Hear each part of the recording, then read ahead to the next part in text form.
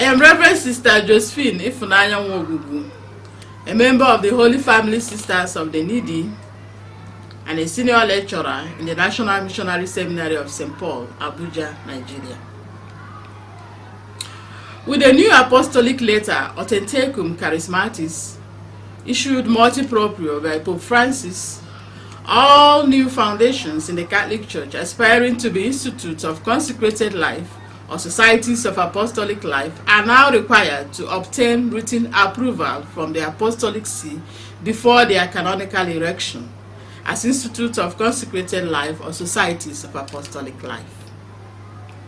Previously, the provision of the law in Canon 579 of the Code of Canon Law stated that diocesan bishops could establish new institutes after prior consultation with the Apostolic See.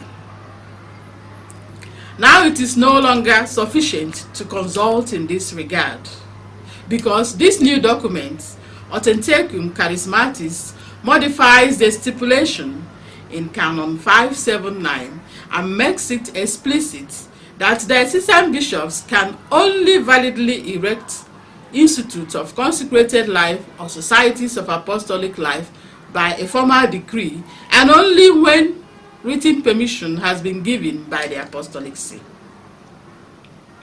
This canonical revision of Canon 579 of the Code of Canon Law has its values and implications for the Church in Africa.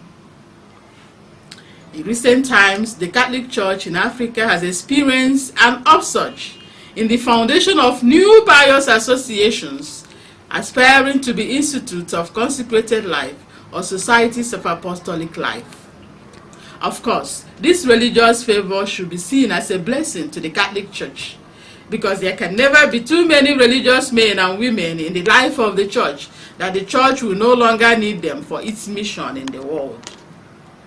The matter of concern to the Church is the crucial need to follow the proper procedures of founding new religious institutes and new societies of apostolic life, which the Church has laid down for the well-being of these new institutes and their members. I am speaking from Nigeria, and I have to say that the proliferation of new foundations that want to become institutes of consecrated life in Nigeria has become a grave concern, not only to the Bishops' Conference of Nigeria, but also to the religious orders and congregations themselves in Nigeria. Some of these numerous associations and groups come into existence without reference to competent ecclesiastical authorities. It is not enough to bring young men or young women together for the purpose of living religious life. It is important that their future must also be placed into perspective. The spiritual and physical patrimony required for the sustainability and viability of the new foundation must be seriously considered. In Nigeria, many young people who feel they have a vocation to religious life end up in these pious associations because they do not know the difference. Both pious associations and the Institute of Consecrated Life wear the religious habits.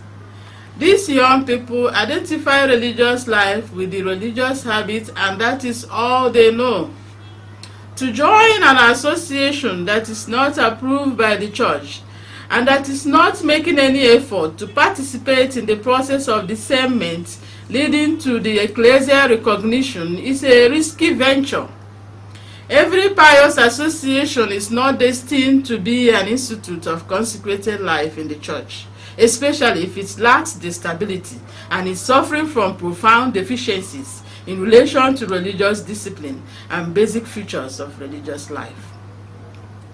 It has been observed that some of these founders and foundresses of these new foundations in Nigeria that want to become institutes of consecrated life were either dismissed from the original institutes or have some unsettled issues with their original institutes.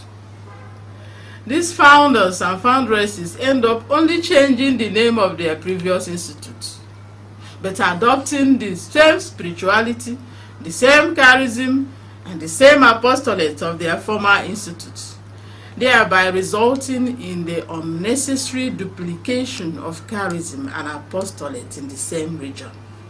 The Pope's intervention addresses a timely need in the church in Africa. It will assist the local churches in making the right discernment regarding the establishment of new institutes of consecrated life and new societies of apostolic life. It will provide information to prospective founders and foundresses, as well as to competent ecclesiastical authorities responsible for discerning the authenticity of new foundation, making clear the laid down procedures to be followed before the written approval by the Holy See and the subsequent canonical erection of these new institutes. The Roman Pontiff, as the pastor of the Universal Church, has provided a workable solution in this regard so as to bring sanity to this issue and to prevent further degeneration.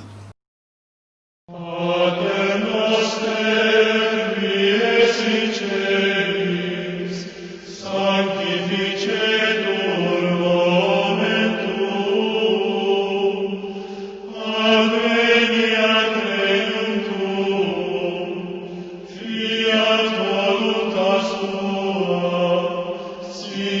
in cielo